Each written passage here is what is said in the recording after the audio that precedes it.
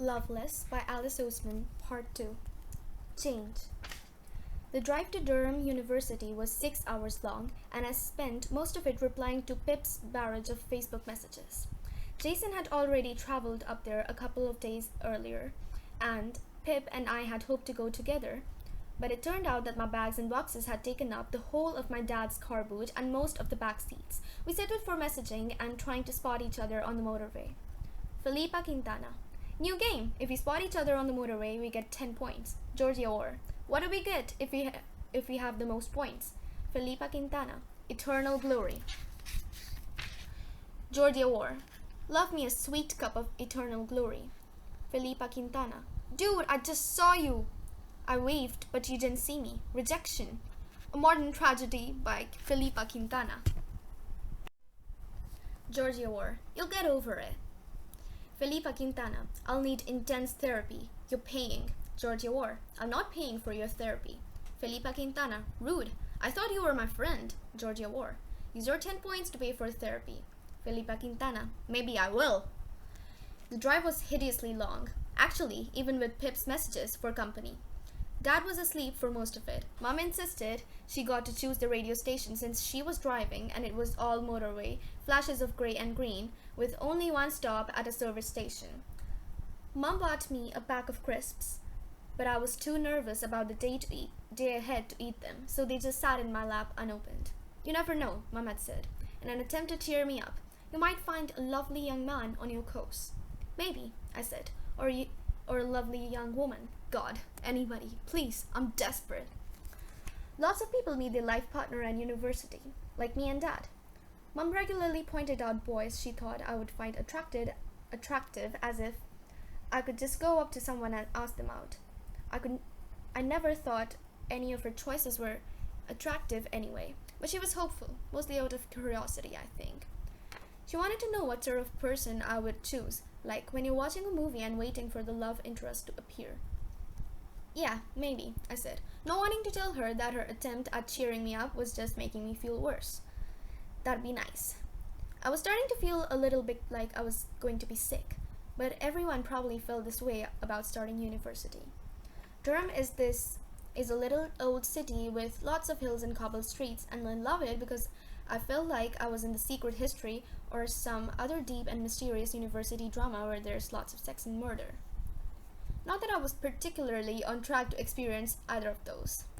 We had to drive into a huge field, queue up in the car, and wait to be summoned because Durham University's colleges are all tiny and they don't have car parks of their own. Lots of students and their parents were getting out of their cars to talk to each other whilst we all waited. I knew I should get out and start socializing too. My running theory was that my shyness and introversion were never linked to my whole never fancying anyone situation. Maybe I just didn't talk to enough people, or maybe people just stressed me out in general, and that was why I'd never wanted to kiss anyone. If I just improved my confidence, tried to be a bit more open and sociable, I'd be able to do and feel those things like most people. Starting university was a good time to try something like that. Felipa Quintana. Hey, are you in the queue? I've befriended my car next door neighbor. She bought a whole ass fern with her. It's like 5 feet tall. Update. The fern's name is Roderick. I was about to reply, or maybe even get out of the car and meet Pip's acquaintance and Roderick, but it was then that Mom turned the engine on. They're calling us, she said, pointing up ahead at where someone in a high-vis vest was waving. Dad turned round to smile at me. You ready? It'd be hard, sure, and it'd be scary and probably embarrassing, but I would become someone who could experience the magic of romance. I knew I had my whole life ahead of me and it would happen one day, but I felt like I couldn't change and make it happen at university. But I felt like if I couldn't change and make it happen at university, it would never happen at all. Yeah, I replied. Also, I didn't want to wait. I wanted it now. Rooney. Oh no, I said, standing outside the door of what would be my bedroom for the next 9 months and slightly dying inside. What?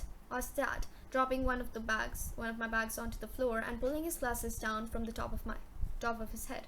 Oh well, said Mom. You know there was a chance of this happening, darling. On the front of my bedroom door was my photo, and underneath it was written Georgia War in Times New Roman. Next to that was another photo of a girl with long brown hair, a smile that looked positively candid in its naturalness, and perfectly threaded eyebrows. Underneath that was the surname Rooney Bach. Durham was an old English university that had a college system. Instead of halls of residence, the university was made up of colleges spread around the city. Your college was where you slept, showered, and ate, but it was also a place you showed your allegiance to through college events, your college sports teams, and running for the college's executive student roles. St. John's College, the one I had been accepted into, was an old building, and because of that, a few of the students living there had to share rooms. I just hadn't thought it would be me.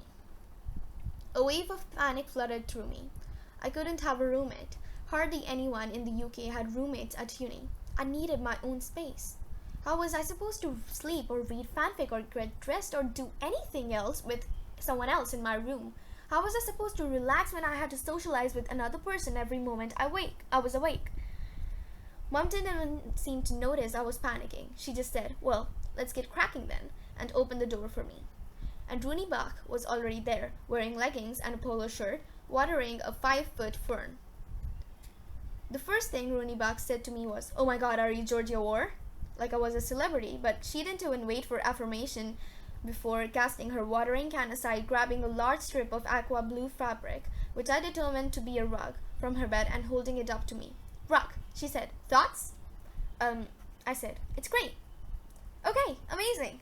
She whooshed the rug into the air and then laid it down in the center of her room. There, it just needed that splash of color. I think I was in shock a little bit, because only then did I take a proper look around the room. It was large but pretty gross, as I'd expected it would be. Bedrooms are never nice at old English universities. The carpet was a moldy grey blue, the furniture was beige and plastic looking, and our beds were singles. Rooney's already had bright, flowery bed sheets on it. Mine looked like it belonged in a hospital. The only nice part of the room was a large sash window. The paint on the wooden frame was peeling, and I knew it would be draughty, but it was sort of lovely. You could see all the way down to the river. "You've done up the place nice already," Dad was saying to Rooney. "Oh, do you think so?" said Rooney. She immediately started narrating a tour of her side of the room to Mum and Dad, showing off all the key features, her illustrated print of some meadows. She liked going on country walks, and one of Much Ado About Nothing, her favorite Shakespeare play. Her fleece duvet topper, also aqua to match the rug, her houseplant, whose name was, I hadn't misheard, Roderick. An aqua disc lamp from John Lewis, and most importantly, a giant poster that simply read, "Don't quit your daydream," in a swirly font. The whole time she was smiling, her hair up in a ponytail swished around as my parents tried to keep up with how fast she was talking. I sat down on my bed in the grey half of the room. I hadn't brought any posters with me. All I'd brought were a few printed out photos of me, Pip, and Jason. Mom looked at me from the other side of the room and gave me a sad smile like she knew I wanted to go home. "You can message us anytime, darling," said Mum, as we were saying goodbye outside the college. I felt empty and lost, standing there in the cobbled street in the October cold, my parents about to leave me. "I don't want you to go," was what I wanted to say to them. "And Pip and Jason are just down the road, aren't they?" continued Dad. "You can go and hang out with them anytime." Pip and Jason had been placed in a different college, University College or Castle, as it was commonly referred to by the students here, since it literally was part of Durham Castle. They'd stopped replying to my messages a couple hours ago, probably busy unpacking. "Please don't leave me here alone," I wanted to say. "Yeah," is what I said. I glanced around. This was my home now, Durham. It was like a town out of a Dickens adaptation. All the buildings were tall and old. Everything seemed to be made out of lumps of stone. I could see myself walking down the cobbles and into the cathedral in my graduation gown already. This was where I was supposed to be. They both hugged me. I didn't cry, even though I really, really wanted to. "This is the start of a big adventure," said Dad. "Maybe," I mumbled into his jacket. I couldn't bear to stay and watch them walk away down the road towards the car. When they turned to go, so did I. Back in my room, Rooney was blue tacking a photo to the wall, right in the center of her posters. In the photo was Rooney, maybe aged 13 or 14, with a girl who had dyed red hair, like Ariel from The Little Mermaid. "Is that your friend from home?" I asked. This was a good conversation starter at least. Rooney whipped her head around to look at me, and for a moment I thought I saw an odd expression cross her face. But then it was gone, replaced by a wide smile. "Yeah," she said. "Beth. She's not here, obviously, but yeah, she's my friend. Do you know anyone else in Durham, or are you all alone here?" "Oh, my two best friends are here, but they're in Castle." "Oh, that's so nice. Sad you didn't get into the same college, though." I shrugged. "Durham took your choice of college into consideration, but not everyone could get their first choice. I tried to get into Castle too, but I ended up here." "We tried, but yeah." "You'll be okay," Rooney beamed. "We'll be friends." Rooney offered to help me unpack, but I declined, determined to at least do this one thing by myself. While I was unpacking, she sat on her bed and chatted to me, and we learned that we were both studying English. She then declared that she'd done none of the summer reading. I'd done all of it, but I didn't mention that. Rooney was quickly learning, was extremely chatty, but I could tell that she was putting on some sort of happy, bubbly persona, which was fair enough. I mean, it was the first day of university. Everyone was going to be trying really hard to make friends, but I couldn't get a sense of what sort of a person she really was, which was mildly concerning since we were going to be living with each other for almost a year. Were we going to be best friends, or were we going to awkwardly put up with each other before leaving for the summer and never speaking again? So I scanned the room in search of something to talk about before landing on her Much Ado poster. "You like Shakespeare?" Rooney's head snapped up from her phone. "Yeah, do you?" I nodded. Yeah. Well, I was in a youth theater group back home, and I did a lot of the school plays. Shakespeare was always my favorite." This actually caused Rooney to sit up, eyes wide and sparkling. "Wait, you act?" I did act, but well, it was a bit more complicated than that. When I was in my early teens, I'd wanted to be an actor, which was why I'd joined the youth theater group that Pip had already went to and started auditioning for the school plays with her. And I was good at it. I got top marks in drama class at school. I usually did a pretty solid speaking part in the plays and musicals that I did. But as I got older, acting just started to make me nervous. I got more stage fright the more plays I did, and eventually when I auditioned for Les Miserables in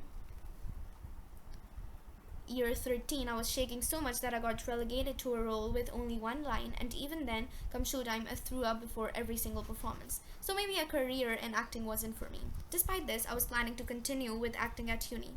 I still enjoyed figuring out roles and interpreting scripts. It was the audiences I had the problem with. I just needed to work on my confidence. I joined the Student Theater Society and maybe audition for a play. I needed to join one society at least if I was going to branch out and open up and meet new people. And find someone to fall in love with. "Yeah, a bit," I said. "Oh my god." Rooney clapped one hand to her heart. "This is amazing. We can go join the DST together." "The DST?" "Durham Student Theater. They basically run all of the drama societies in Durham." Rooney flipped her ponytail back. "The Shakespeare SOC is literally the main society I want to join. I know most freshers do the freshers play, but I had a look at what plays they've done for the past years and they're all kind of boring. So I'm at least gonna try and join Shakespeare. God, I'm praying they'll do a tragedy. Macbeth is my dream." Rooney rambled on without seeming to care whether I was actually listening or not. We had something in common, acting. This was good. Maybe Rooney would be my first new friend. The end for this part. So actually the book is divided into like several parts, but I will be doing these parts in small bits because it's easier for me to do so. So I hope you'll be okay with that.